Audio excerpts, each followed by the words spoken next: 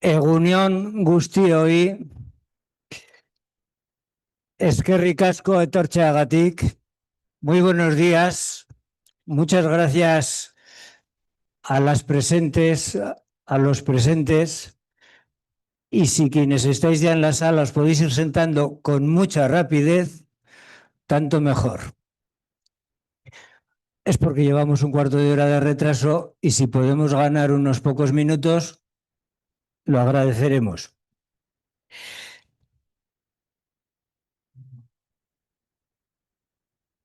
Como sabéis, esto es la exposición de la primera de las ponencias de este congreso, violencias en infancia y adolescencia. Bueno, me presentaré en primer lugar, soy Iñaki Márquez, psiquiatra de aquí de Bilbao, y no tengo nada que ver con, o poco que ver con la infanto-juvenil, aunque haya participado en la ponencia, ¿eh? Soy, por así decir, un invitado a la misma. Sí van a estar quienes me acompañan, Cristina Pérez Escudero, perdón, Espartero, eh, perdón, César Sanz de la Garza y Antonio Escudero, NAF. Los tres sí son psiquiatras de infantil y de la adolescencia. En el caso de Cristina, en el servicio de psiquiatría del Hospital Príncipe de Asturias, en Madrid, del Servicio Madrileño de Salud. En el caso de César, está en un centro de salud infanto-juvenil, el Puerta de la Villa, en Gijón, en el Servicio de Salud del Principado de Asturias. Y en el caso de Antonio, más conocido entre muchos y muchas aquí presentes, bueno, está en el servicio de psiquiatría, la sección de infantil, infancia y adolescencia en el Hospital de Majadahonda, en Puerta de Hierro, también del Servicio Madrileño de Salud. Y entre los tres nos van a hacer bueno, tres exposiciones muy distintas respecto a tres secciones que lo podéis encontrar con mucho detalle en el libro de acceso gratuito, como sabéis, las tres ponencias de este congreso. Aunque luego también es oportuno que conozcáis que para estas tres ponencias hemos participado nada menos que 38 personas de campos de intervención muy distintos, de la atención primaria, pediatría, salud mental, desde el ámbito del derecho, del trabajo social, etcétera, ¿no?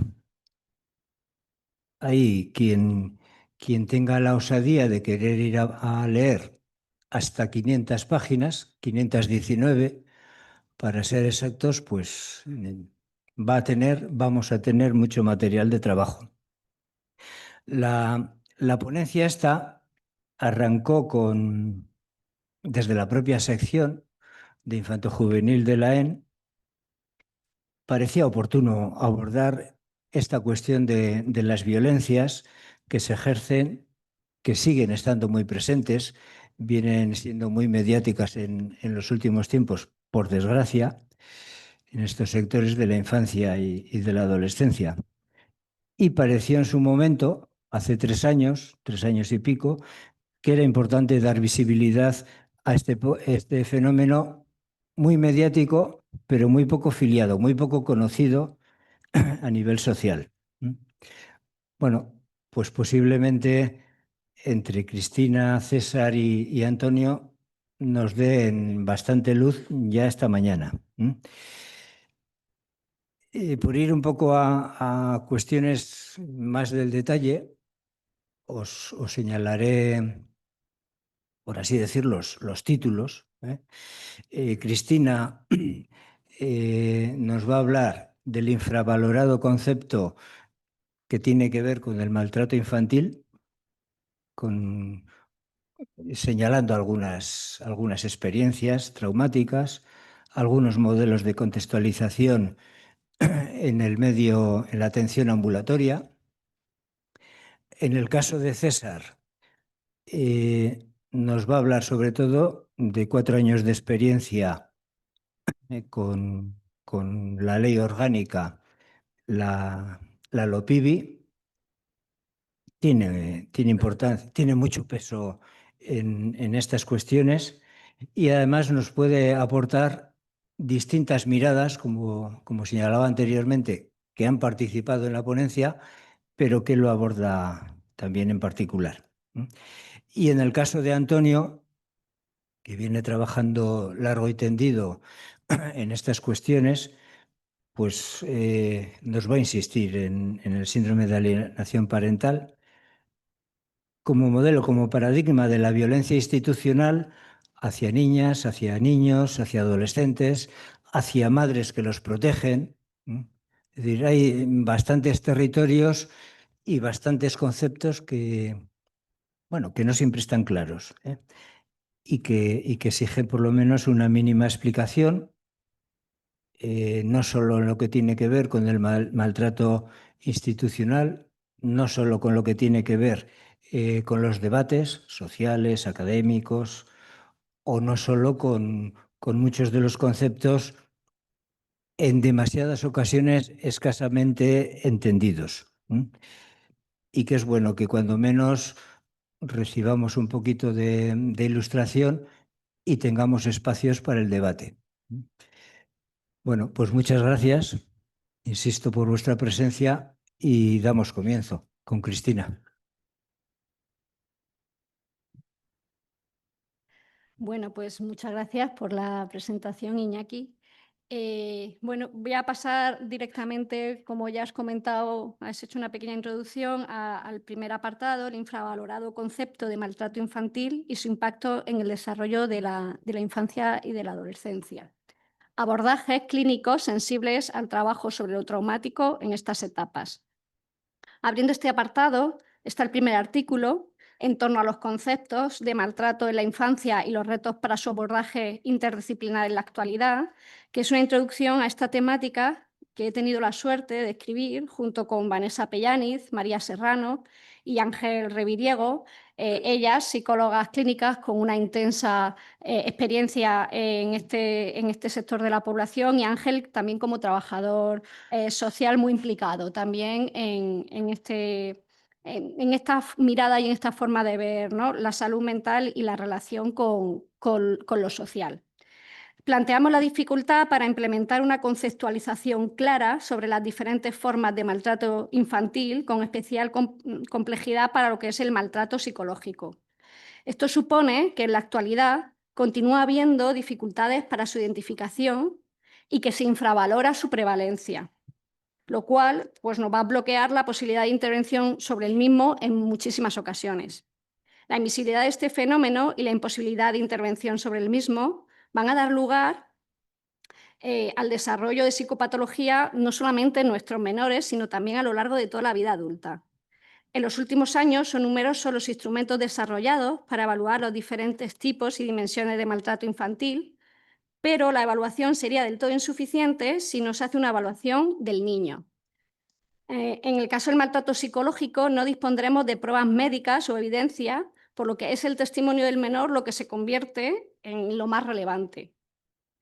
Se valora que es improbable que los adultos, perpetradores que habitualmente conviven con la víctima, reconozcan los hechos que se les imputan y van a tender con frecuencia a minimizar y a justificar su modo de ejercer una parentalidad, principalmente coercitiva, bajo la premisa educativa de tratar de corregir las conductas desviadas de sus hijos. Yo sé que esto suena como un lenguaje muy judicial, pero quizás, igual que nos hemos ido acostumbrando con el tema de la violencia de género, ¿no?, a escuchar este tipo de lenguaje, pues también lo tenemos que hacer con cuando se ejercen las violencias sobre la infancia. Entonces, así, bueno, nosotros vemos que la herramienta fundamental que utilizaremos con los menores va a ser la entrevista clínica. Y en este artículo pues, hemos propuesto algunos índices inspirados en la teoría del apego a constatar en el discurso de los menores. Se estima que puede ser de utilidad para determinar que hay experiencias con los cuidadores que no van a promover un vínculo de confianza, ya que son descriptores de rechazo, de conducta envolvente o inversión de roles y de negligencia. Estos índices proceden de la valoración de la entrevista del apego adulto, en concreto de la evaluación de las experiencias inferidas con los padres, y si bien no todos ellos son establecidos como indicadores de maltrato psicológico según las conceptualizaciones, ¿no?, que están ahora mismo vigentes, sería deseable que se fueran incorporando no solo desde el ámbito clínico, sino también en otros contextos en los que se trate con menores, ya que esto nos informará de manera más completa sobre el tipo de dificultades vinculares en las que hay que trabajar. También se aborda en este artículo el complejo trabajo multidisciplinar para avanzar en la identificación del maltrato, así como en las prioridades respecto a las intervenciones conjuntas con servicios sociales y con protección. La Estrategia Nacional de Salud Mental 2022-2026 destaca cómo los malos tratos en la infancia son los que más secuelas dejan y los que más costes posteriores tienen en la atención a la salud mental. Es por ello que los irreversibles efectos del transcurso del tiempo en el desarrollo del menor nos exigen que las intervenciones sean ágiles y eficaces. Y hemos querido destacar que en las dinámicas de trabajo actuales nos encontramos ante una paradoja, que es que responder al sufrimiento psíquico de un menor desde un centro de salud mental a partir de un diagnóstico clínico puede suponer un hándicap para acceder al sistema de protección. Repito, responder al sufrimiento psíquico de un menor desde un centro de salud mental a partir de un diagnóstico clínico puede suponer un hándicap para acceder al sistema de protección. Increíble, ¿verdad? Pero esto es lo que vemos los clínicos día a día en las consultas. Los órganos colegiados, para combatir el desamparo y generar entornos seguros, tienden a bascular la respuesta institucional al sistema sanitario cuando se evidencia que hay un trastorno mental. Y esto, a pesar de justificar que el sufrimiento psíquico padecido tiene una relación de causalidad con el ambiente familiar en el que se desarrolla el menor. Los síntomas, por muy inespecíficos que nos vayan a resultar, es una manera de denunciar indirectamente la situación maltratante que viven y el silenciarlos con un tratamiento sin identificarlos adecuadamente y sin priorizar que cese la situación maltratante podría contribuir a que se perpetúe la situación de maltrato. El maltrato institucional es una derivada de la ausencia de acciones protectoras. La incongruencia entre el mandato legislativo, que ahora comentará César con más detalle, que exige la detección, notificación y la irregular respuesta que se presta, puede exponer a los menores a mayores cotas de desprotección. El esfuerzo de romper el silencio ante los profesionales corre el riesgo de no ser compensado.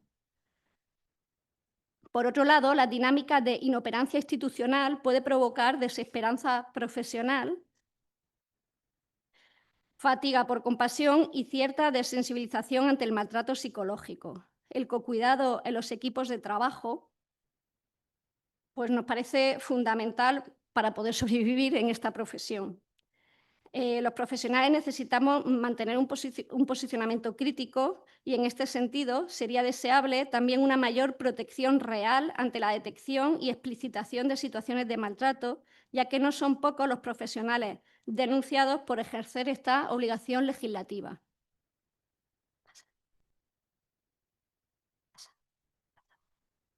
Vale. A continuación, en los siguientes capítulos se desarrolla la intervención sobre este fenómeno desde el punto de vista clínico, en diferentes contextos asistenciales y con diferentes enfoques conceptuales y técnicos. En el segundo artículo, Trauma y juego terapéutico, escrito por Ángela de la Hoz, que pues es una psicóloga clínica con una larguísima experiencia en la atención de niños y adolescentes, veremos cómo el juego es un elemento que permite la identificación e intervención con los niños más pequeños. El juego es un lenguaje natural y afectivo, a no ser que hayan sido dañados por alguna forma de experiencia traumática. Se aborda la amplia diversidad de modelos y enfoques teóricos que sustentan las diferentes modalidades terapéuticas de juego y que actualmente se aplican en todo el mundo. El juego puede convertirse en un escenario terapéutico para ayudar al niño a transitar experiencias adversas y traumáticas en condiciones de seguridad y facilitando los procesos de mentalización.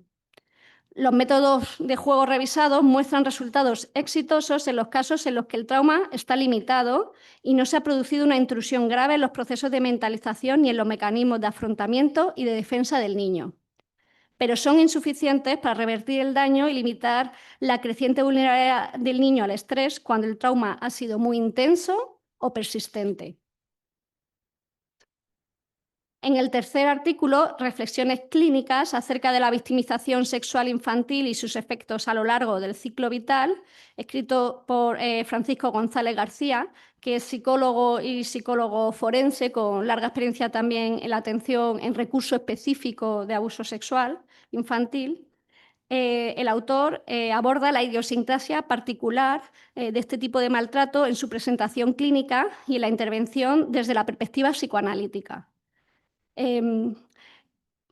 Una de las cuestiones que aborda como una dificultad es la de la definición y que se ha optado en la actualidad por el lugar de abuso sexual infantil a hablar de victimización sexual como una concepción más amplia de esta realidad y ofrece reflexiones sobre las consecuencias del ASI y su compulsión a la repetición en múltiples formas a lo largo del ciclo vital, de manera que lo traumático, al desbordar el aparato psíquico en proceso de construcción a lo largo de la infancia, resulta difícilmente simbolizable. Es conocido que todo aquello que no se ha podido tramitar a través de la palabra o cualquier otra vía de simbolización, como puede ser el juego, puede repetirse compulsivamente a lo largo de la vida. Y debido a la ruptura de límites y pérdida de contención por el abuso, la víctima presentará dificultades para alcanzar la capacidad de mentalización.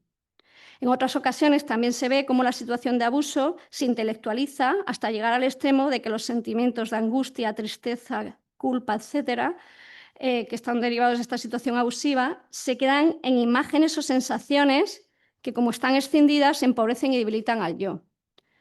La entrada de la víctima en la sexualidad adolescente suele venir caracterizada por una compulsión a la repetición de lo no elaborado, a modo de sobresexualización, conductas sexuales de riesgo o pérdida de límites en las relaciones íntimas. El síntoma dará cuenta del retorno de lo reprimido traumático o bien de lo expulsado del aparato psíquico en el que no se ha podido instaurar la represión. Por otro lado, se pone de manifiesto cómo la denegación, como mecanismo que entra en juego de forma habitual en el funcionamiento familiar, conlleva que se produzca conjuntamente dos situaciones victimizantes. Por un lado, el abuso como tal y por otro lado, el dolor derivado de la desmentida. Esto es, pues, las madres que no creen a sus hijos y no pueden ver lo que está sucediendo dentro de la propia familia. También se aborda cómo en el desarrollo de la maternidad la mujer atraviesa una crisis vital en la que entran en juego todas las experiencias previas, resignificando conflictos no elaborados que interfieren o entran en juego en el rol materno. La madre debe resolver tales conflictos para evitar la transmisión intergeneracional de los traumas no resueltos. Y respecto al tratamiento, el autor comenta que habrá que guiar al niño o adolescente a construir su novela infantil, no para que perdone o justifique a quienes le maltrataron, sino para que no se quede fijado en una posición de víctima. El cambio de posición será el único modo en el que podrá evitar caer en la repetición, puesto que el reencuentro con la propia historia abre la posibilidad de cambio.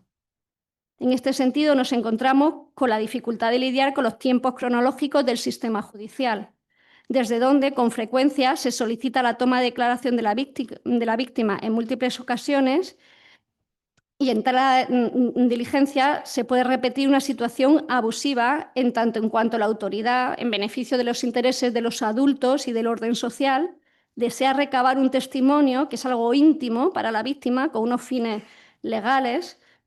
Y tras lograr esto que se considera tan preciado, se da por finalizada la intervención y en tal circunstancia la víctima puede con frecuencia sentirse utilizada y abusada nuevamente. En los siguientes 4 artículos se plantea la intervención en la etapa adolescente desde varios contextos en los que puede emerger la representación de la huella traumática del maltrato. El centro de salud mental, el tratamiento ambulatorio intensivo, la unidad de hospitalización breve y el equipo clínico de intervención a domicilio. Es decir,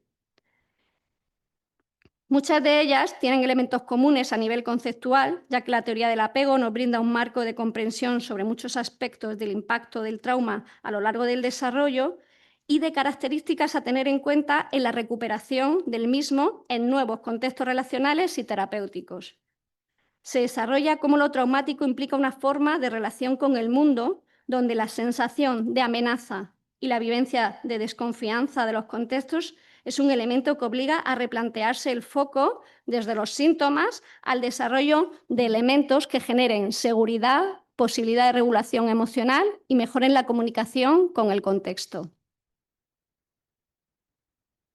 En el primero de ellos, depresión y experiencias traumáticas en la adolescencia, pensando en modelos contextualizados a la atención ambulatoria pública, que escribí con el apoyo del doctor Alberto Fernández Liria, pues se aborda un estudio que se realizó en el 2014 con población adolescente que presentaba sintomatología depresiva y en la que uno de los elementos que se usó para la evaluación fue la entrevista del apego adulto, la cual permitía identificar experiencias traumáticas. Y lo que vimos es que el 80% de los participantes presentaba experiencias traumáticas, de manera que los chicos que atendemos, ¿no?, es más la norma que la excepción que hayan presentado o hayan vivido experiencias traumáticas. Respecto a cómo las iban identificando, nos pareció interesante los resultados en el sentido de que un 45% lo identificaban las entrevistas pretratamiento y un 70% se elevaba, lo podía abordar en las entrevistas posttratamiento. Y dentro de cómo lo iban percibiendo entre una entrevista y otra, se podían valorar como itinerarios diferentes. Por un lado, estaban aquellos que identificaban en la primera entrevista la experiencia traumática y que posteriormente pues, no tenían el impacto emocional, cognitivo, conductual que se planteaba inicialmente, bien porque se integraba la experiencia, un resultado deseable, o bien porque se escindía la experiencia, lo cual era un resultado no tan deseable. Y por otro lado, los que lo identificaban en las dos entrevistas con grados variables de integración de la misma. Y a su vez, ahí se identificaban otros 4 itinerarios. Aquellos en los que había un nivel de desorganización muy intenso en el discurso inicial y estaban en la categoría de desorganizado, y que en el proceso de intervención se generaba la posibilidad de ir integrando esta experiencia como una vivencia, ¿no?, de vida más contenida y podían salir de la categoría de desorganizado. Esto sería como un resultado ideal. En el segundo estarían aquellos en los que la experiencia se identifica de forma parcial en la entrevista pretratamiento y en el proceso de intervención dicha experiencia pasa a abordarse con más detalle y también tiene un efecto muy desorganizador tanto en el discurso como a nivel de síntomas. Esto, aunque clínicamente, ¿no?, de una concepción más pura, pues no sería deseable, pero a nivel de intervención sí que permitía la posibilidad, con un apoyo intensivo desde el punto de vista terapéutico, de la integración de la misma.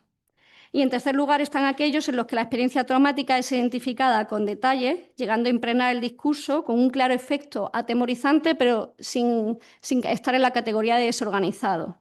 Y en este caso la intervención ayudaba a poder abordar la experiencia de una manera más contenida y pasar a la categoría segura posteriormente, lo cual también es un resultado deseable. Y en cuarto lugar están los que han tenido experiencias traumáticas en la infancia y las integran, ¿no?, bien como experiencias de aprendizaje de vida a nivel interpersonal, sobre todo los casos de acoso escolar, como de resiliencia en los procesos de migración. Y bueno, ya por último estaban aquellos que solamente las abordaban en la entrevista post-tratamiento, que eran un 30%, y que hablaban de dichas experiencias también como experiencias de aprendizaje interpersonal o de vida difíciles, como abuso sexual extrafamiliar o agresión por parte de iguales. De manera que compartir las vivencias en grupo posiblemente había estimulado la evocación de experiencias propias, bien a través de experiencias de aprendizaje vicario o, dicho de otro modo, a través de aquellos que lo habían podido abordar en el grupo. De manera que parece que las intervenciones grupales en la adolescencia aportan elementos que modulan el impacto de las experiencias traumáticas y favorecen la identificación y la integración de las mismas en la experiencia de vida.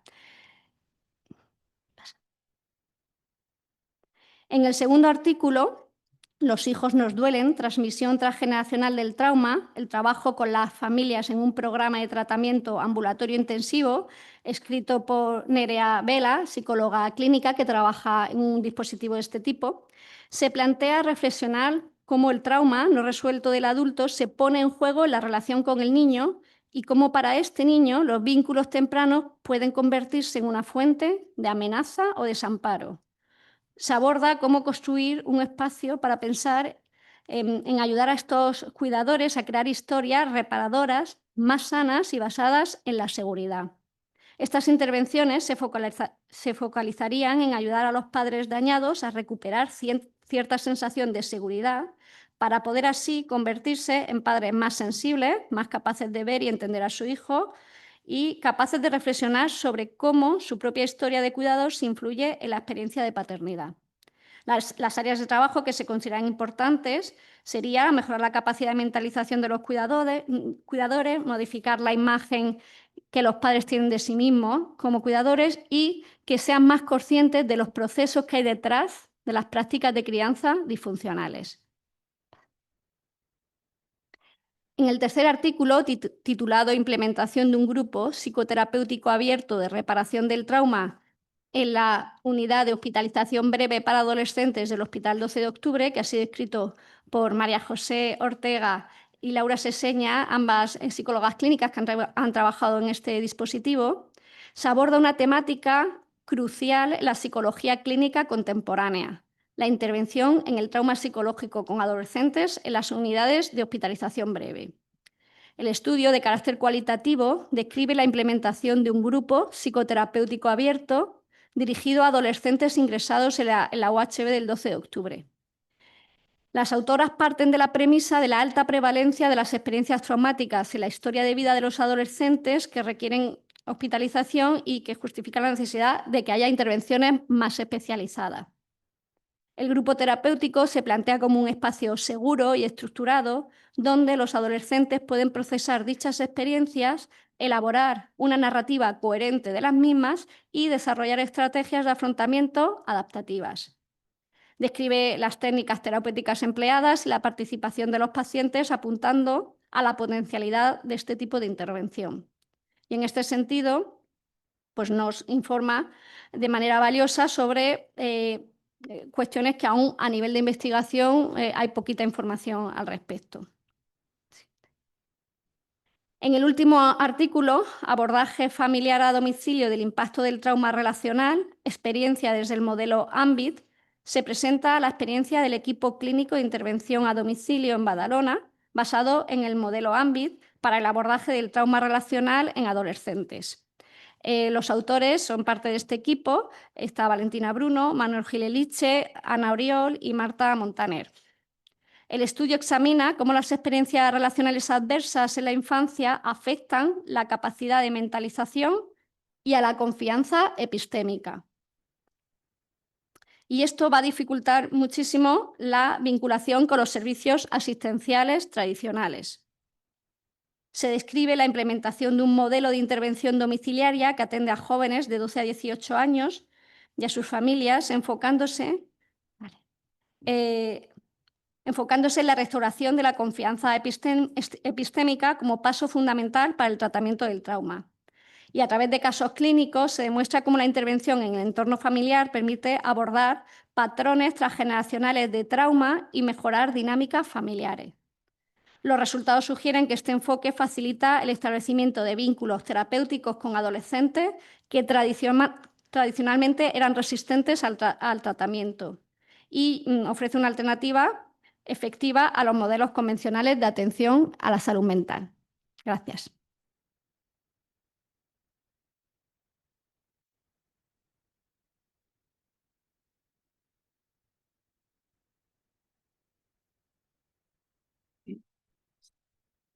César. Bueno. Vale.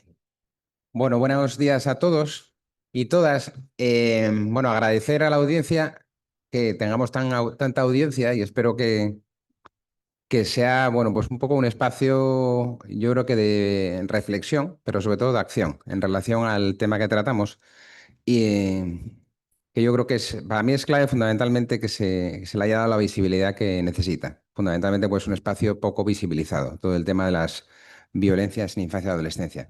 Dar gracias a Iñaki y a la asociación por habernos dado este privilegio, ¿no? De, durante estos 3 años, pues poder coordinar este monográfico que yo reconozco que ha sido duro, pero yo creo que ha tenido, y os invito a que podáis leerlo detenidamente y sobre todo con una mirada crítica y de acción.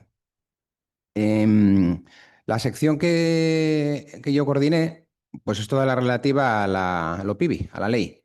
Y la idea que tenía en un principio era dar una visión longitudinal de los últimos 4 años de esta ley, desde las miradas de profesionales implicados en la ley y que aparecen y que figuran como agentes de la ley. Y así veréis en los 11 artículos, pues distintos profesionales que bueno, pues están implicados más directamente en la implementación de la misma. Por otro lado, yo creo que uno de los grandes, vamos a decir, puntos fuertes de esta sección, o sea, de este conjunto de artículos, es que mm, digamos, fundamentalmente la mayor parte de los autores son de Asturias, con lo cual están todos como muy coordinados en el sentido de que hay una visión, no de una comunidad autónoma, pero es una visión coordinada y yo creo que conectada entre todos los artículos. Y obviamente en la presentación os daré una foto de lo que es los 11 artículos y os invito a que los leáis más detenidamente. Bueno, la entrada en vigor de la ley orgánica 8/2021, que se llamó Ley Rhodes, de protección integral a la infancia y la adolescencia frente a la violencia, que ya se llama lo PIBI, ha supuesto un avance legislativo sin precedentes en el reconocimiento, prevención, detección y reparación de todas las formas de violencia que afectan a niños, niñas y adolescentes. Una de las claves de esta ley es que es una de las, bueno, de las pocas leyes que tiene eh, tiene o sea, una de sus grandes retos es la formación. De hecho, hay muchos conceptos que desarrolla la ley, hasta hay una especie casi como de glosario de términos de la ley. Por ejemplo, el tema del buen trato, el maltrato. Y yo creo que es algo que es un poco rompedor, en el sentido un poco de la legislación relativa a los derechos de los niños y los adolescentes. A diferencia de normativas previas más sectoriales o centradas en medidas reactivas, la LOPIBI introduce un enfoque integral, basado en derechos y sostenido en la corresponsabilidad institucional. Desde la perspectiva clínica, esta ley interpela de forma directa a los y las profesionales de la salud mental, psiquiatras, psicólogos clínicos, trabajadores sociales sanitarios, terapeutas ocupacionales, enfermeros, educadores y otros perfiles del ámbito asistencial, hacia la protección, la escucha activa, la detección precoz del sufrimiento y el acompañamiento terapéutico, que se convierten en obligaciones compartidas, que trascienden los distintos dispositivos específicos y afectan a todo el ecosistema institucional. La presenta síntesis recoge y analiza 11 contribuciones, 11 artículos publicados en el monográfico que dan cuenta de cómo distintos sectores han implementado o han intentado implementar la LOPIBI durante los años 2021 a 2025. El eje de lectura privilegiado sería aquí el de la práctica clínica y su intersección con la ley, que nos plantea una serie de preguntas iniciales, como por ejemplo cómo afectaría esta ley a nuestra forma de trabajar, qué herramientas ofrece y qué tensiones emergen de esta ley.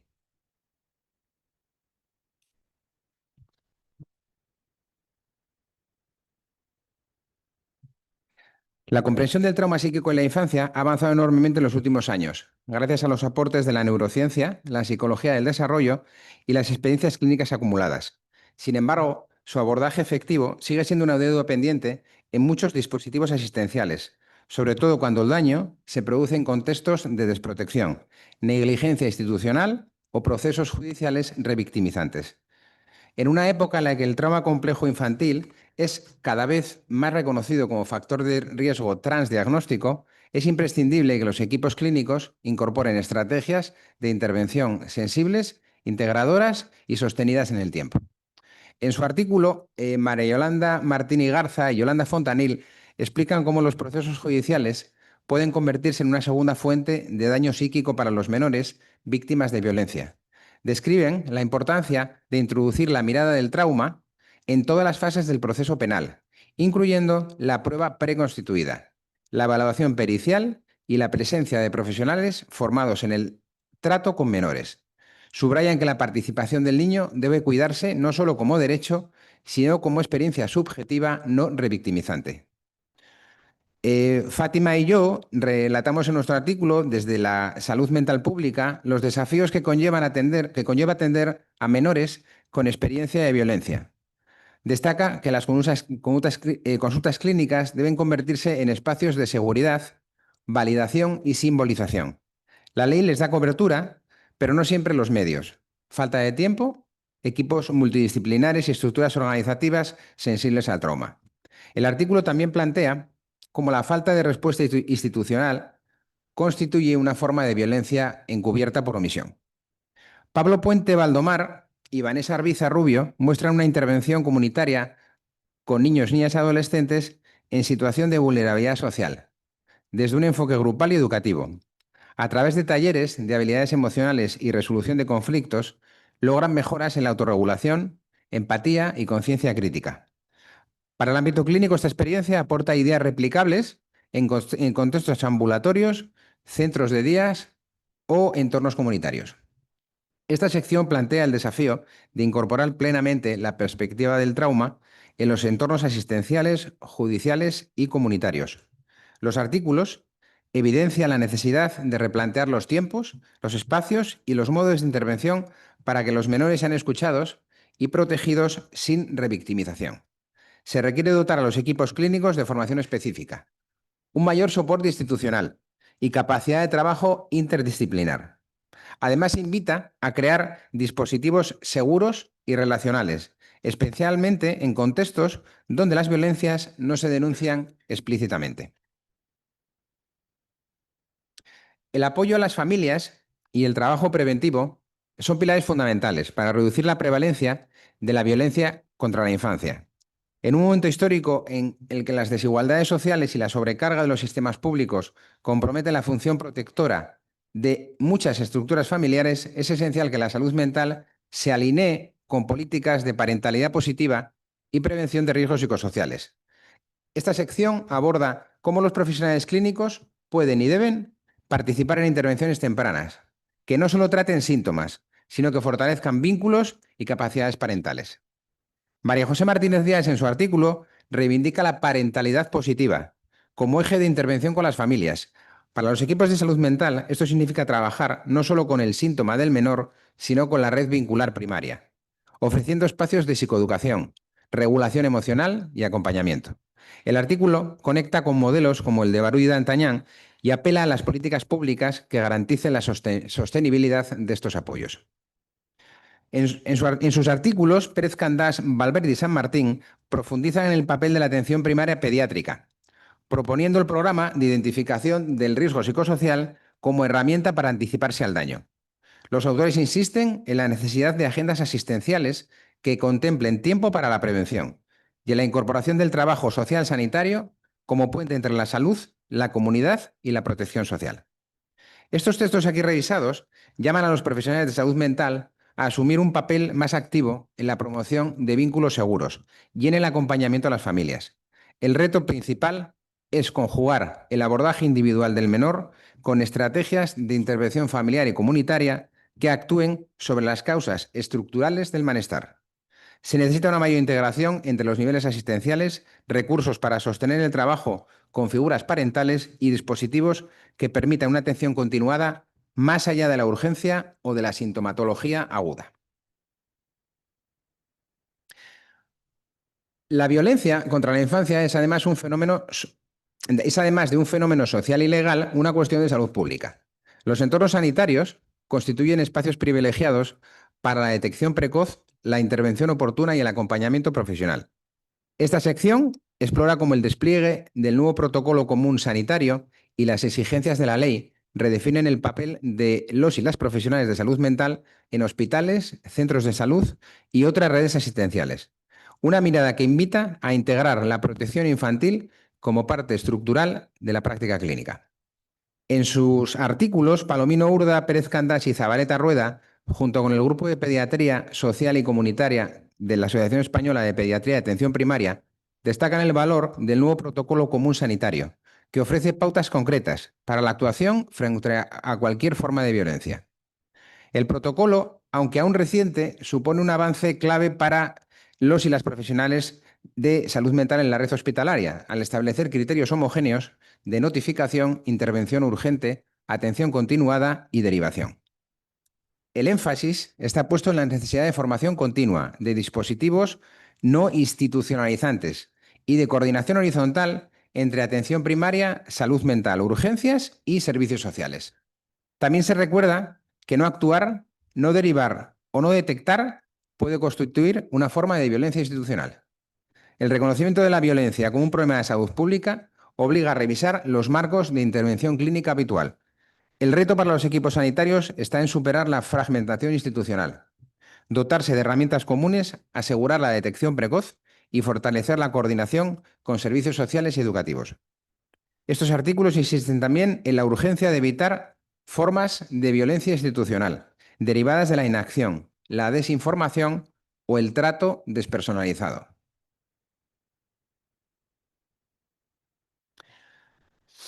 El buen trato, uno de los grandes términos que esgrime la ley. La noción del buen trato infantil no se limita a la ausencia del daño, sino que implica el reconocimiento activo de la subjetividad de niños y niñas como ciudadanos de pleno derecho.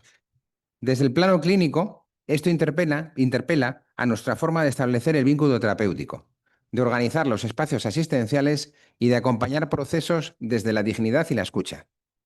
En tiempos donde el adultocentrismo aún marca muchas dinámicas institucionales, hablar de participación infantil es también hablar de salud mental con enfoque de derechos.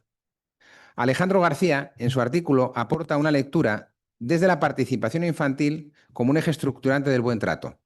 Desde el ámbito comunitario y asociativo, demuestra que cuando los niños y niñas son escuchados, respetados y acompañados como sujetos activos, se fortalece no solo su bienestar subjetivo, sino también el vínculo con las instituciones. La dimensión clínica de este enfoque se hace visible en el impacto positivo que tiene sobre la alianza terapéutica, el empoderamiento psíquico y la co-construcción de los procesos de recuperación. Escuchar a un menor no es solo un derecho legal, es una herramienta terapéutica. El abordaje clínico debe evolucionar hacia formas de relación más horizontal, basadas en el reconocimiento del menor como un sujeto activo de derecho. Los artículos señalan la importancia de escuchar a la infancia no solo como técnica de intervención, sino como posicionamiento ético. Se plantea el reto de revisar prácticas, lenguajes y estructuras para facilitar la participación significativa de niños y adolescentes. Ello requiere capacitación, revisión crítica de nuestras formas de relación terapéutica y apertura institucional al cambio.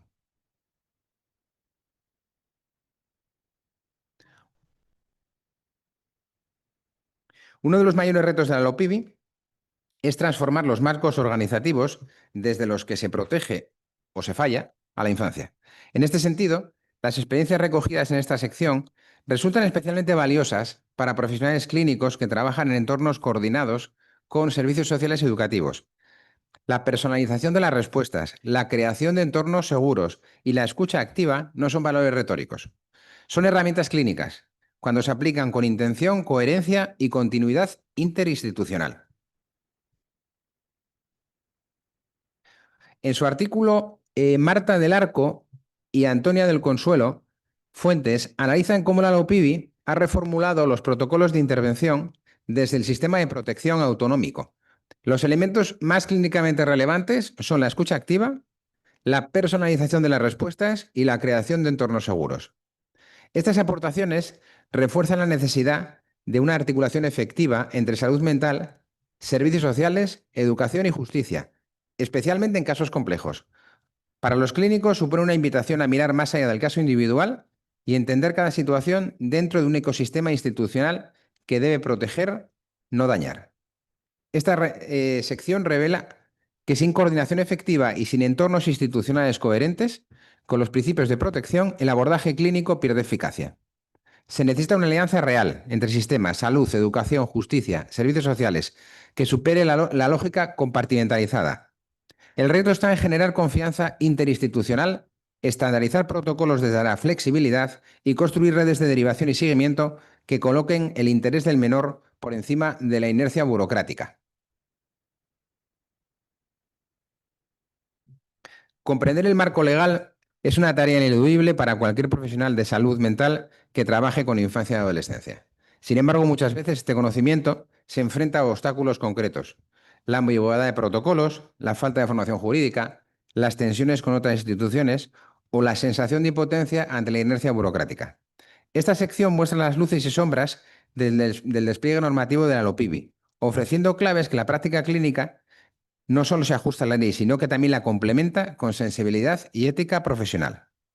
En su artículo, Jorge Fernández Caldevila aporta una visión crítica desde la Fiscalía, señalando que la ley avanza en muchos frentes, pero mantiene zonas de fricción, por ejemplo, la actuación frente a menores inimputables o la falta de protocolos específicos para la violencia entre iguales. También se plantean tensiones entre el discurso de derechos y las prácticas judiciales cotidianas. Para los clínicos, esto supone un marco de reflexión sobre cómo colaborar sin convalidar inercias punitivas. María José Villaverde, desde el ámbito educativo, muestra la distancia, en su artículo, entre el diseño legal y su implementación real. Denuncia el riesgo de que figuras como la coordinación de bienestar y protección se conviertan en cargos simbólicos, sin un poder real. Este artículo interpela directamente a las profesionales que trabajan con menores escolarizados, alertando sobre las limitaciones estructurales de muchos centros para convertirse en entornos seguros. El conocimiento jurídico no es accesorio, sino esencial para una práctica clínica informada y responsable. Esta sección advierte sobre los vacíos, las ambigüedades, las contradicciones del despliegue legal, que pueden dejar a los profesionales en posiciones de incertidumbre o colisión institucional.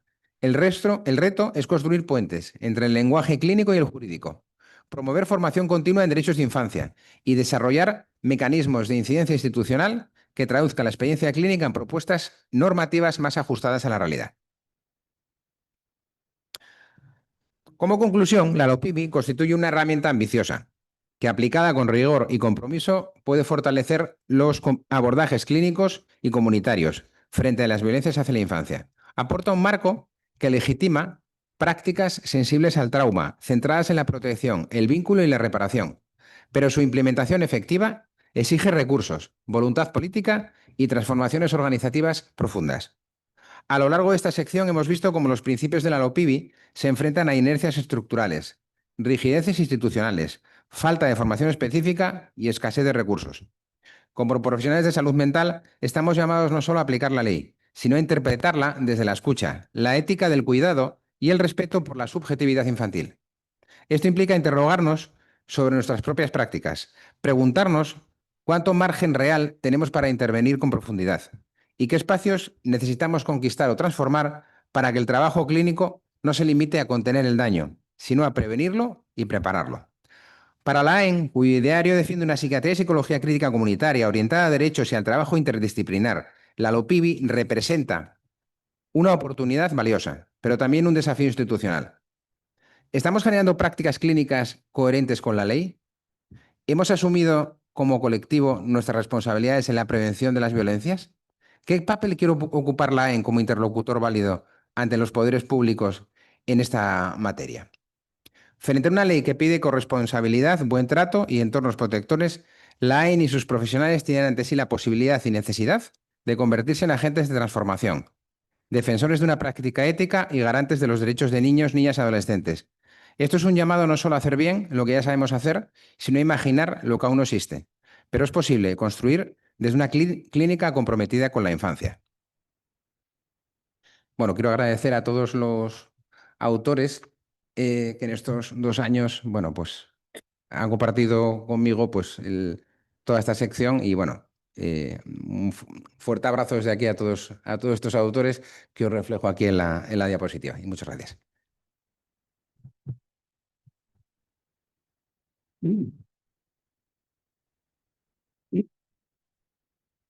Eskerrik asko, César, y continuamos con Antonio.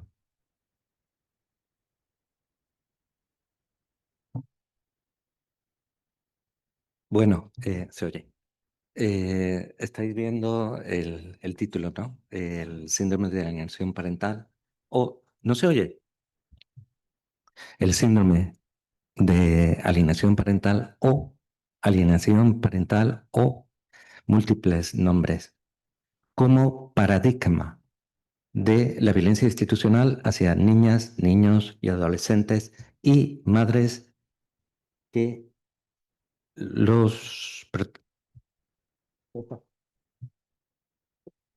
lo siento, o lo paso. Vale.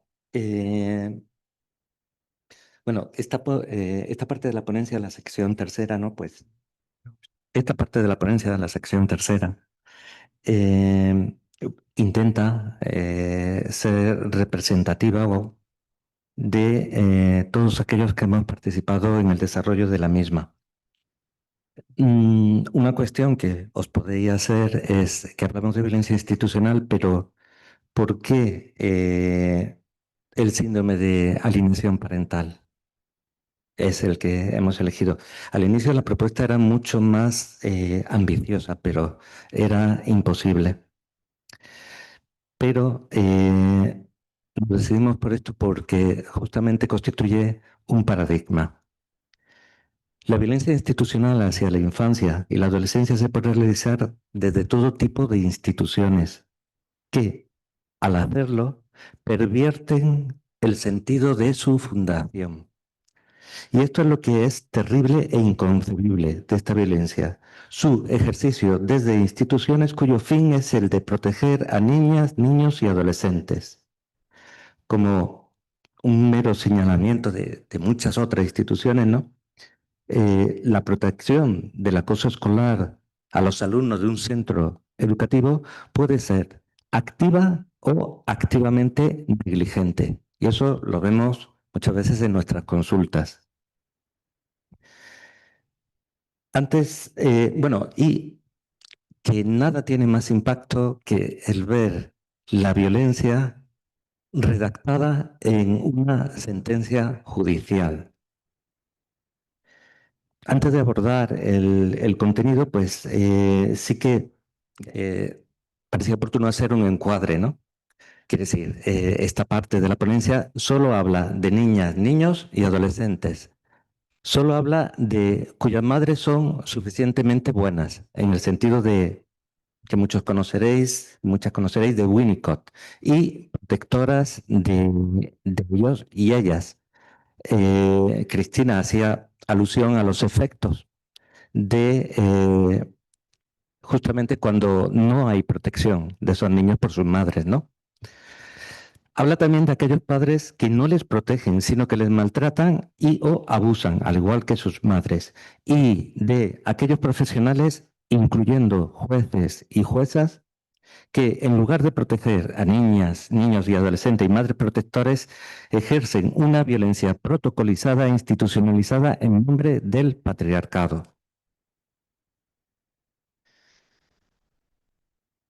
Se avanza aquí. Bueno, a ver, esto es una casualidad dolorosa. El 30 de mayo pasado ocurrió a poca distancia de aquí, en el distrito 7 de Recalde, creo que lo digo bien, el asesinato de un adolescente de 13 años, una mujer adolescente de 13 años. Ese mismo día se inauguraron el cuarto encuentro estatal sobre violencia vicaria y violencia de género institucional en España. Cuando llegó esta noticia, pues, es decir, que tuvo un efecto, conmocionó a las asistentes y organizadoras. Y bueno, no sé, es parte homenaje, no sé dónde enclavarlo, pero fue una dolorosa coincidencia.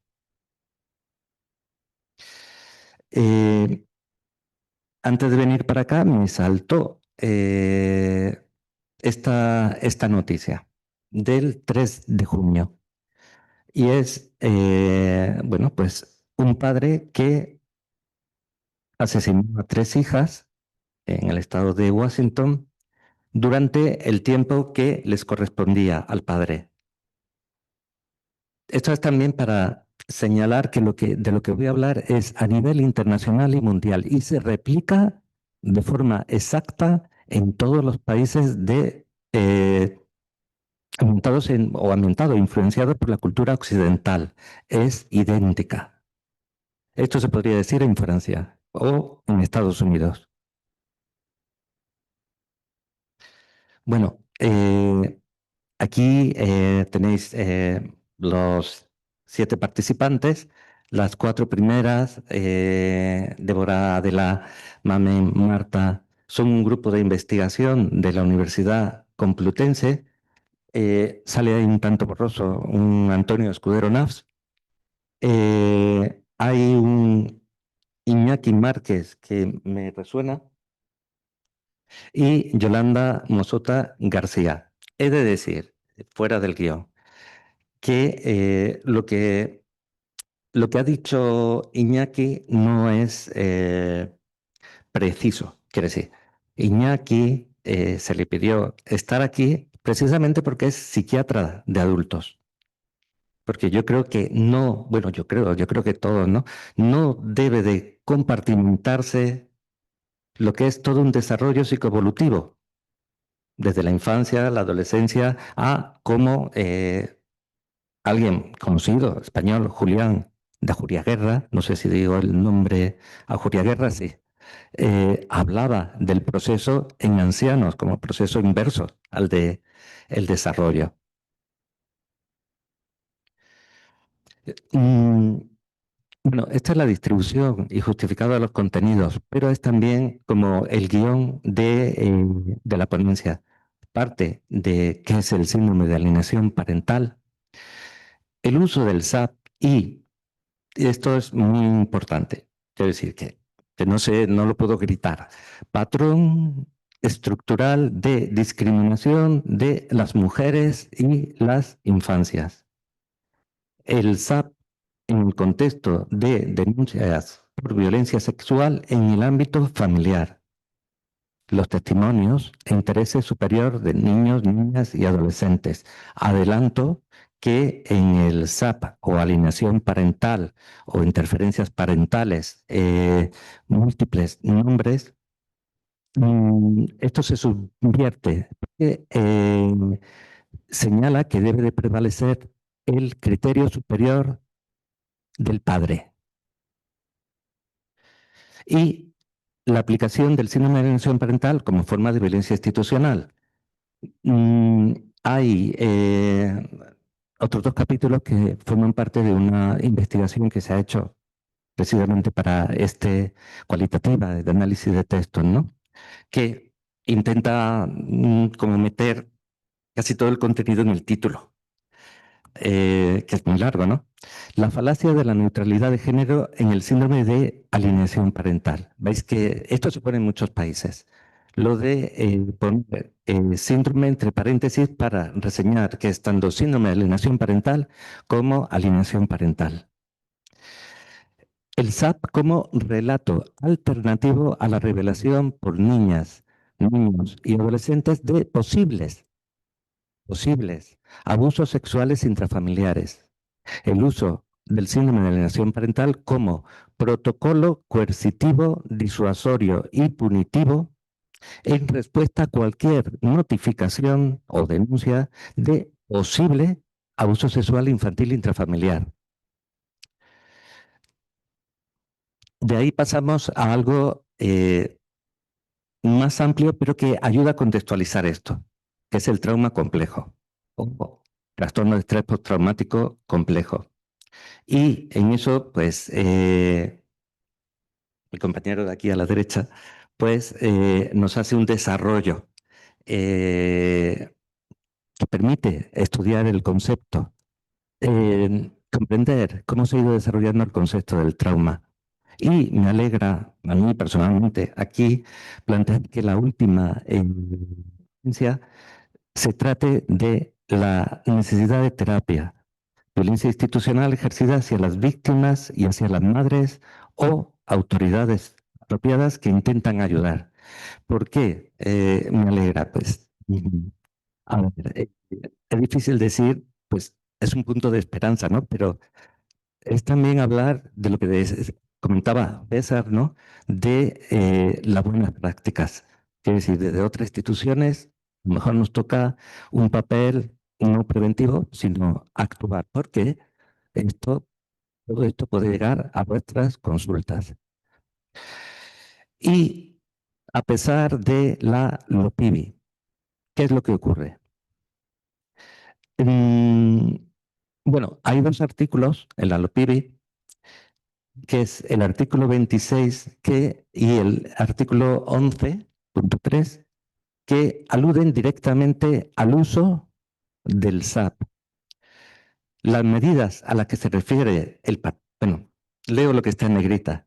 En ningún caso las actuaciones deben ser utilizadas con otros objetivos en caso de conflicto entre progenitores, separaciones o divorcios, ni para la imposición de la custodia compartida no acordada, y tampoco ser relacionada con situaciones sin aval científico como el síndrome de alienación parental.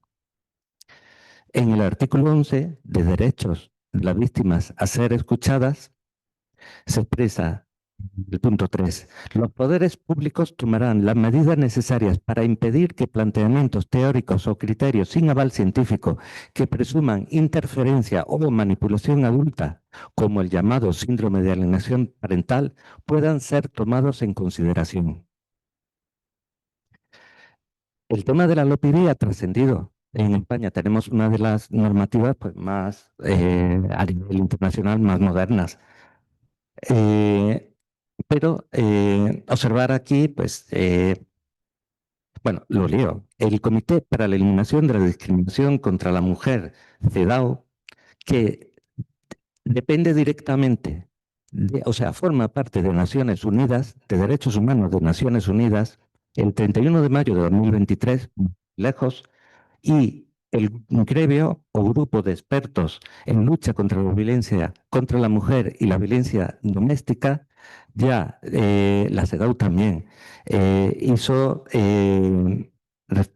referencia en 2020, 2022, pero también 18 de octubre de 2024, donde se constatan textualmente, la aplicación continuada en España de la alienación parental, a pesar de estar prohibida por la Ley Orgánica número 8 del 2021, lo que puede poner a la madre y a los hijos en riesgo de violencia doméstica.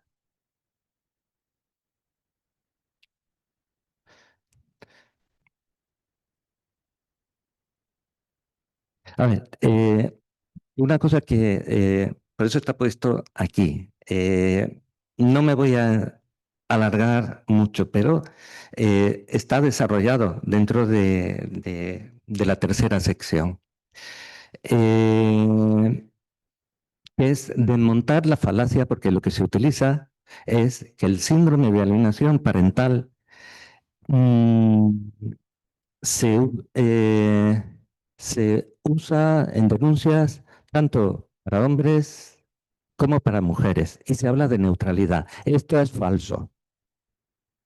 Una cosa es que figure y otra cosa es que se actúe. Esto es una de las formas donde todo este sistema intenta ocultar y actuar sello. En un technical report de ciento poco académicos, publicado en junio del 2024, hay más fragmentos dentro de la ponencia. Comenta, los intentos de proclamar la neutralidad de género en la llamada alienación parental y en la perpetración de violencia y abusos domésticos requieren, o sea, el hacerlo requiere de un desprecio involuntario o deliberado sobre las relaciones de poder social y de los datos empíricos y estadísticos de una amplia gama de jurisdicciones a nivel internacional que deniegan el uso del SAP y parecidos. El primero que dijo lo de la neutralidad de género fue el mismo que lo creó Richard Gardner, que en el primer artículo se hablaba de un 10% y posteriormente dijo un 50%, pero eso es falso. Entonces, nos encontramos con un rechazo mundial de su uso desde las máximas instancias de derechos humanos y de salud. Esto es de la página 325 y podéis ver ahí, y está también la Asociación Española de Neuropsiquiatría y CEPINA. El comité, este es del poder, bueno, aquí estoy señalando aquí como si se pudiese marcar. El escudito rojo es del Consejo General del Poder Judicial, la OMS, los procedimientos, la APA, la otra APA. A ver, la AEN ha tenido en España se ha convertido en un referente en este tipo de violencia. En 2010 publicó un comunicado que dice: la Asociación Española de Neuropsiquiatría hace la siguiente declaración en contra del uso clínico ilegal del llamado síndrome de alienación parental. Esto es de 2010 y aparece en varias sentencias y es un documento de referencia. Existen sentencias en contra del SAP, muy poquitas, pero existen. A ver, por el tema, porque partimos de que muchas, perdona, si utilizo el masculino genérico, cuesta entender qué es esto, ¿no? Del síndrome de alienación parental. Y puede ser bastante aclaratorio de decir, vamos a aclarar las cosas, lo que dice la OMS, que fue algo parecido a lo que dijeron los comités del DSM-5. Esto es de la página de la OMS. Durante el desarrollo de la CIE 11 se decidió no incluir el concepto ni la terminología de alienación parental en la clasificación, ya que no es un término sanitario. Otra cuestión es que nos lleguen los efectos de esta violencia a nuestras consultas. Sigue la OMS. Más recientemente se presentaron y aprobaron inicialmente propuestas para incluir los términos de alienación parental y distanciamiento parental como términos de índice para un diagnóstico amplio, muy genérico, que es problema de relación entre cuidadores e hijos. El Comité Asesor Médico y Científico de la OMS recomendó aclarar que la inclusión de un término para fines de búsqueda, quiere decir de posterior investigación, tal, no implica la aprobación del término ni de su uso por parte de la OMS. Esto es de grupos por parte que favorecen el SAP, la alienación parental, que constituyen auténticos lobbies, que es aceptable. En Estados Unidos es algo normal, ¿no? Presionaron y siguen presionando por la inclusión, y cualquier borrador que se incluya, parece que está reconocido. No está reconocido. Y esto era por si quedaba alguna duda. Tras dicha aclaración, persistieron los comentarios y las preguntas sobre el uso. Esto es casi una definición del SAP y está muy bien hecha.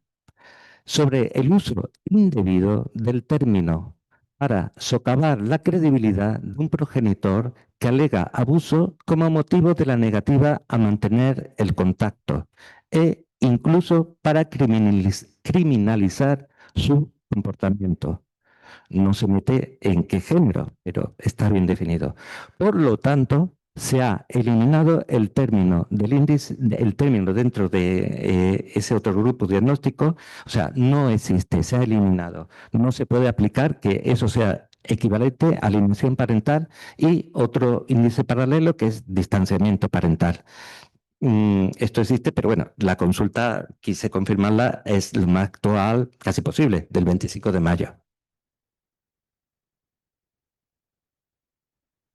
No, es que me estoy equivocando de botón.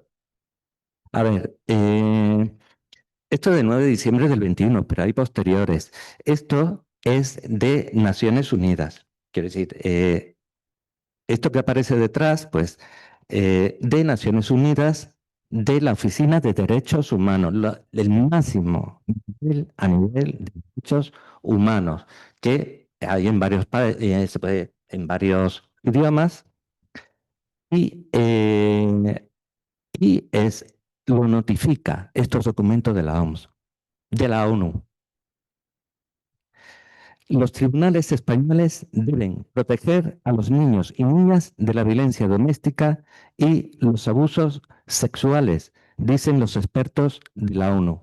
Y dirán, bueno, los expertos y las expertas de la ONU son los que integran lo que se llaman procedimientos especiales del Consejo de Derechos Humanos, que es el mayor órgano de expertos independientes del sistema de derechos humanos de la ONU. Es decir, ese es el máximo nivel. Aunque estos expertos, aunque han seguido de cerca la situación durante casi una década y han compartido sus preocupaciones con el gobierno de expertos, siguen recibiendo información de nuevos casos de en España de madres que pierden la custodia de sus hijos a manos de padres maltratadores, acusadas de dificultar el contacto, tal fenómeno conocido como alienación parental. Estas mujeres han sido, las palabras son castigadas. Han sido castigadas por los tribunales en lugar de conseguir la protección de sus hijos. De nuevo la LOPIDI. Aunque están prohibidas por la reciente legislación española, la teoría sobre la alienación parental parece seguir desempeñando un papel en las decisiones judiciales en España. Y los 4 primeros capítulos de las 4 investigadoras de la Universidad Complutense de Madrid muestran evidencia científica sobre esto. Tales teorías aprovechan las actitudes patriarcales arraigadas en el sistema legal, así como una creciente oleada de críticas contra la igualdad de género en varios países donde los grupos antiderechos han retratado los derechos de las mujeres como antifamilia. Entonces, a ver, esto es una pregunta que es imposible no hacérsela. ¿Por qué, a pesar de tantos pronunciamientos, se sigue, como se demuestra y como se denuncia, se sigue ejerciendo desde todo el mundo y en España, por supuesto, desde determinados juzgados, esta atrocidad? La AEN, lo que nos puede ayudar un poco también, en otro comunicado en relación con el SAP de 2020, comenta que, en parte, todo esto se realiza a través de banalización de las políticas de género, en el sensacionalismo y en el uso parcial y sesgado de los datos, una manera de reclamar unos modelos periciclitados o defender una masculinidad idealizada y atacada por la ideología feminista. Bueno, esto es una descripción correcta. No sé cómo voy de tiempo. Vale.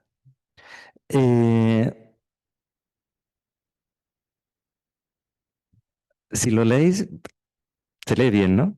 Porque entonces voy más rápido que leyéndolo.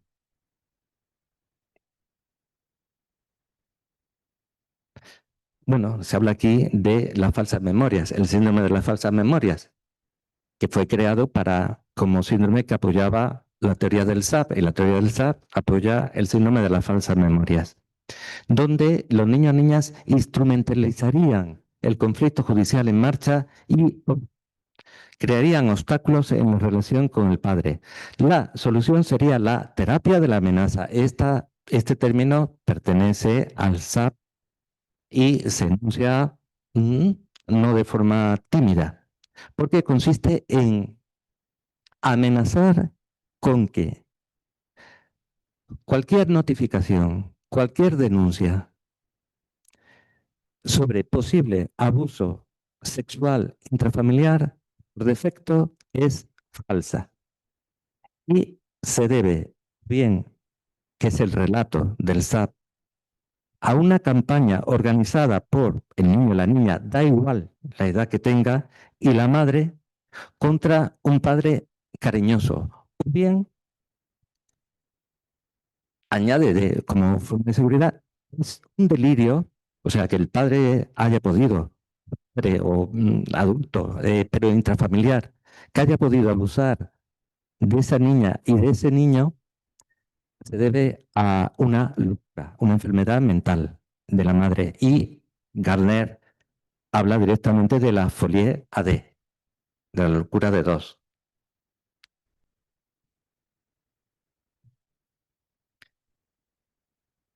A ver, tendríais que profundizar en lo que aparece, pero lo más increíble es que todo se formula a partir de una teoría en la cual todas las mujeres habríais evolucionado genéticamente a lo largo de la evolución para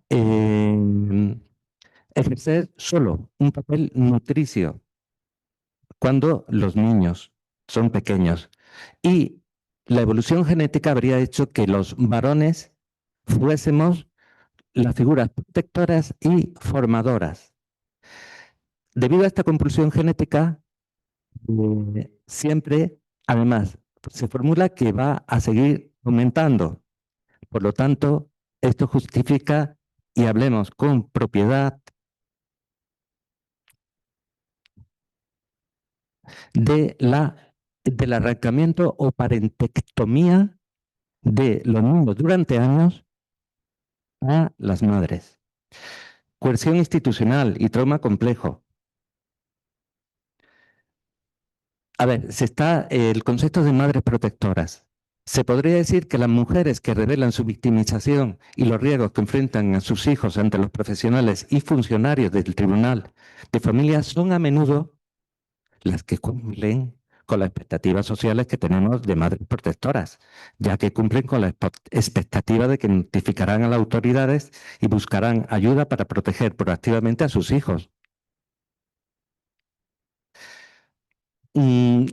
Hay que ir a los datos, aunque los datos, como señala muy bien Iñaki, ahora lo vemos, tienden a mantenerse ocultos. Pero esto es del Departamento de Estados Unidos y me interesa especialmente esta, que pertenece a la Oficina de Justicia Oficial, a la Oficina de Justicia Juvenil y de Delincuencia de Estados Unidos. Esto es del año pasado. Sí, 4 de enero del 24. Es de vital importancia que si un niño te dice que está sufriendo abusos o si parece no estar seguro de lo que le está sucediendo, sea un abuso, le creas. Hay demasiado en juego como para no hacerlo. Incluso si se trata de un pequeño porcentaje de niños que hacen una afirmación falsa. Las denuncias falsas, que aquí en todos estos estudios se incluyen también las que se han hecho no con mala fe, pero equivocadas, representan tan solo el 2% de todas las denuncias de abuso sexual infantil. Esto significa que el 98% de las denuncias de abuso sexual infantil son verdaderas o tienen una validez significativa. Haciendo una búsqueda, lo máximo que yo he encontrado es del 7%. Como posibles denuncias falsas, pero incluyendo también esas que os he dicho. Protocolo de Estambul, simplemente por señalar trastorno de estrés postraumático y los niños y la tortura. Quiero leer, vamos a ver, el trauma de estrés postraumático complejo y esto que estamos hablando estaba desde el inicio de la formulación del trauma complejo. Esto pertenece a Judith Herman, no al libro de 1992, sino al artículo científico que publicó a la vez. El cautiverio que pone a la víctima en contacto prolongado con el perpetrador, crea un tipo especial de relación, una de control coercitivo. Esto es igualmente cierto, tanto si la víctima es capturada principalmente por fuerza física, prisioneros, rehenes, como una combinación de medios físicos, económicos, sociales y psicológicos, como en cultos y tal, mujeres maltratadas y niños maltratados. El impacto psicológico de la subordinación al control coercitivo puede tener rasgos comunes, ya sea que se produzca dentro de la esfera pública de la política o dentro de la esfera supuestamente privada, pero igualmente política de las relaciones sexuales y domésticas. Yo esto lo voy a saltar, lo voy a saltar. Esta es una apreciación muy acertada de un profesional de la salud mental que se plantea que aquí, perdóname, que está solo invitado, que se dedica a adultos. Pues me parece que tiene un ojo muy agudo. Las madres relatan una pérdida de confianza en instituciones. De ahí que haya madres que opten por abandonar la vía judicial y cesar en sus denuncias ante el temor a que sus palabras puedan tergiversarse, pero a la vez sienten la desprotección hacia sus hijas e hijos y como consecuencia el deterioro de la relación materno-filial. Con ello se sigue vulnerando el derecho a la salud de madres, niñas, niños y adolescentes. Las significativas dimensiones no divulgadas de la violencia sexual intrafamiliar permanecen fuera de la mirada social. Esto la convierte en, como decía también, con el término infravalorar, Cristina, porque no se revelan, no se denuncia. Y esto ocurre. En caso de iniciar la vía judicial, muchos casos son archivados y no contabilizados. Existe un gran desconocimiento de la magnitud real del maltrato infantil y en particular de la violencia sexual en el ámbito familiar. Y acabo con eso que he comentado, pues no sé si es un tanto de alivio, pero habla de lo que podemos hacer. Ojalá pudiésemos prevenir. Pero esto sucede. Y es fundamental, leo textualmente de Yolanda Mosota, es fundamental enmarcar lo que se denomina violencia institucional. Esto siempre ocurre cuando autoridades competentes distorsionan la función de intervención, apoyo y protección del daño, abandonándolas por negligencia o cuando ellas mismas son las que se convierten.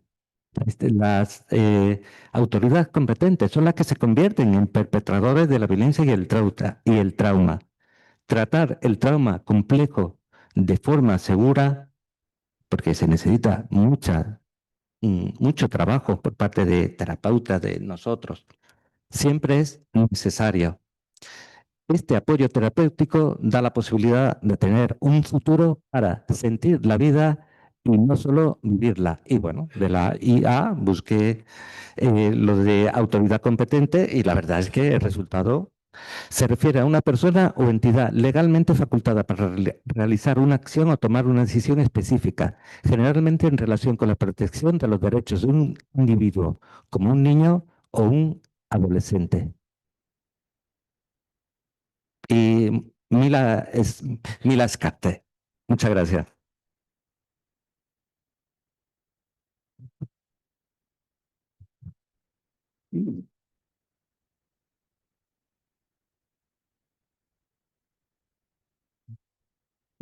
Pues milla esker, Antonio, y también a los 2/3, más de la mitad de la sala que habéis permanecido y se agradece. Tenemos 10 minutitos antes de ir a comer para posibles reflexiones, preguntas, intervenciones. Levantáis mano y habrá algún micro por ahí. Perdón, hola, yo no tengo, o sea, soy resi todavía y no tengo ni idea, pero yo quería preguntaros, porque desde la ley Rhodes, creo, se decidió implementar en España el modelo de la Casa Barnahus, que es un modelo que depende de Save the Children, que es una organización no gubernamental. Entonces, como que mi pregunta era que qué pensáis vosotros, y bueno, yo cuando hice mi rotación en infantil, coordinarme con ellos fue desastroso. Entonces, no sé qué pensáis de que algo tan importante como el abuso sexual infantil, es verdad que en Islandia ha ido genial la Casa Barnahus, que es un modelo islandés, ¿no? Y a ellos les ha ido genial, pero no sé qué pensáis trabajando en la pública, ¿no? Y que aquí se defiende mucho la pública, de que algo tan importante como la detección forense, etcétera, se haya decidido dársela bueno, a un modelo que no es público. En verdad, los servicios sociales y fomentar los servicios sociales que ya tenemos. Gracias. Vale. Uy, pues gracias ¿no? por la pregunta. Es verdad que el modelo Barnahus es, digamos, es ambicioso y es muy interesante, ¿no? En cómo plantea, ¿no? Yo creo, y quizás no, porque trabajamos en el mismo ámbito de la Comunidad de Madrid, que ha sido un desastre como se ha implantado en la Comunidad de Madrid. Creo que no es así en otras comunidades, en otros lugares como es Cataluña, pero la verdad es que para mí ha sido muy desalentador, ¿no? También, y de hecho, pues muchos de los pacientes que rebotan desde ahí, ¿no? Los estamos atendiendo nosotros en la actualidad en las consultas ambulatorias.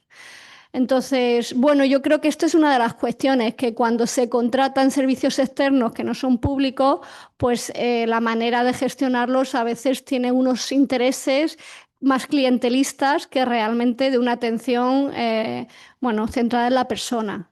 Entonces, bueno, pues es una pena. Yo creo que por esto tenemos que seguir luchando, a ver si no puede ser de otra manera, porque el antiguo CIASI, aunque no tuviera quizás esta perspectiva como más global, no funcionaba tan mal a temporadas. Esa es la experiencia que tengo. Entonces, bueno, sí, la verdad es que, bueno, tenemos que seguir intentando pues que no haya contratas.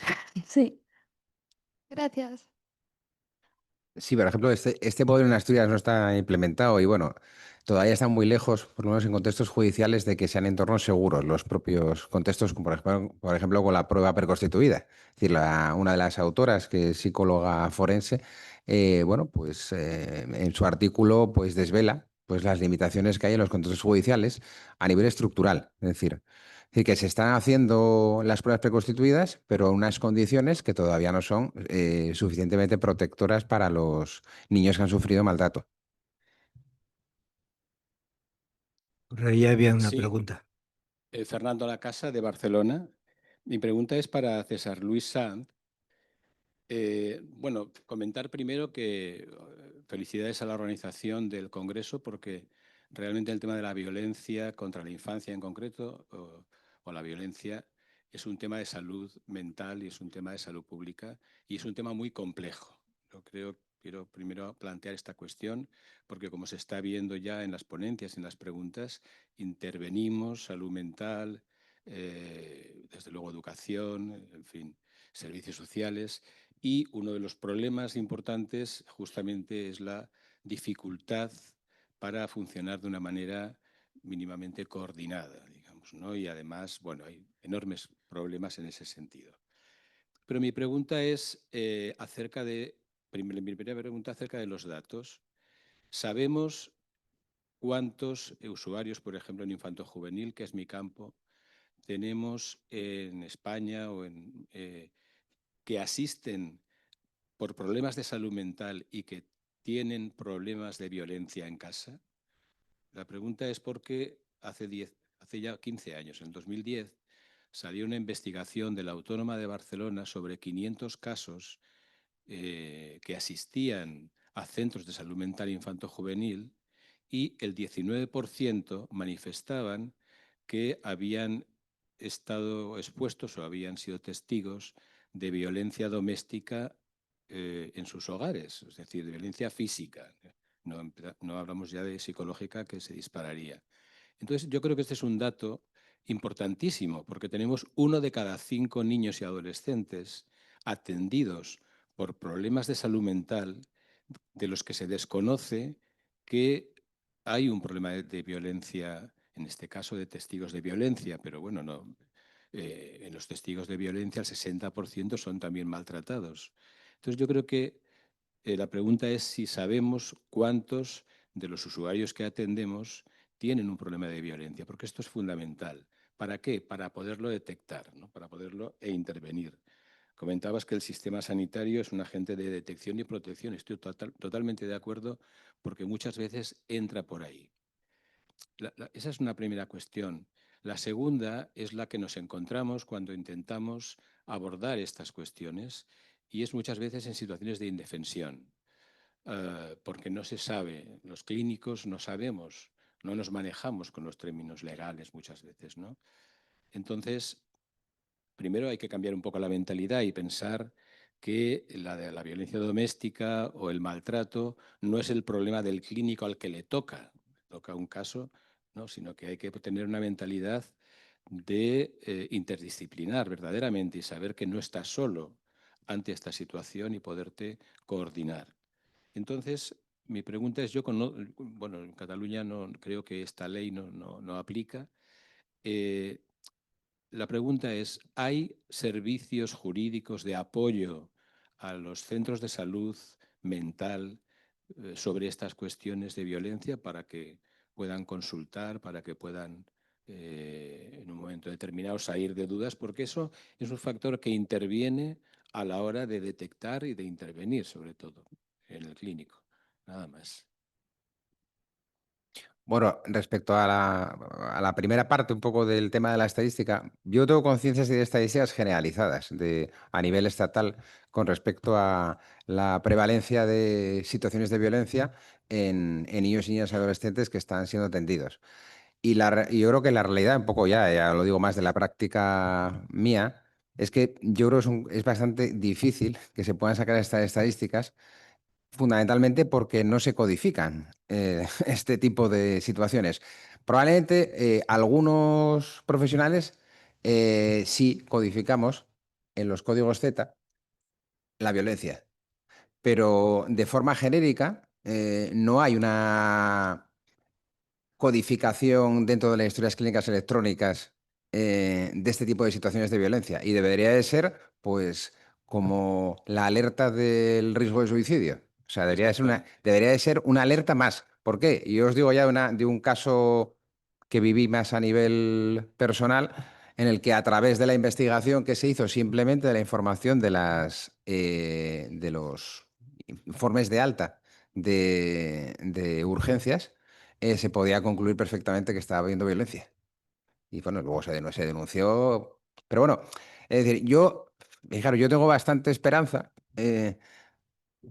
Algo que, bueno, pues no está, está muy difundido, pero no se le ha dado, yo creo, la importancia suficiente, que es la aplicación de la inteligencia artificial para o sea, detectar dentro de todas las historias clínicas este tipo de situaciones. Es decir, porque realmente, es decir, si tú lees informes clínicos de alta, puedes sacar muchísima información de este tipo de situaciones. Sí, Si es pero verdad que la realidad es que no hay estos boxes para poder tocar y decir que hay situaciones de violencia, y lo que más, o sea, yo creo que la información mayor que podemos obtener fundamentalmente viene a ser o bien de las notificaciones que hacemos en situaciones de maltrato, que eso, bueno, en el caso de Asturias es notificación a la consejería, y los informes de alta o los informes clínicos que se van haciendo. Yo es lo que... Sí, porque nosotros tenemos Espera, un espera, programa espera, de espera, vigilancia espera un poquito. dato. Sí, yo solo quería, porque no sé si lo he escuchado bien, aclarar una idea, que es desde antes, ya de 2015 y antes, ya no se habla de testigos de la violencia de género. Las niñas, niños y adolescentes son víctimas directas de la violencia, perdona el énfasis que pongo, Sí, sí, son víctimas directas de la violencia de género. Era simplemente eso. sí, sí, sí. O sea que es una cuestión para identificarlo mejor. No, un poco a propósito de lo de las cifras, el problema es que no se pregunta por esta cuestión. Lo mismo que pasó en su momento con el alcoholismo en salud pública, ¿no? No se pregunta por esta cuestión. Nosotros con un programa que ahora ha hecho 25 años de testigos de violencia, ¿no? De víctimas, detectamos de forma directa a nivel clínico un 17% aproximadamente. No llegaba a las cifras de la investigación de la autónoma, pero bueno, el tema es que yo quería poner en evidencia que no se pregunta, ¿no? Que debería de formar parte del cuestionario clínico de cualquier caso, entre con el motivo de consulta que sea. Solamente aquí me callo ya.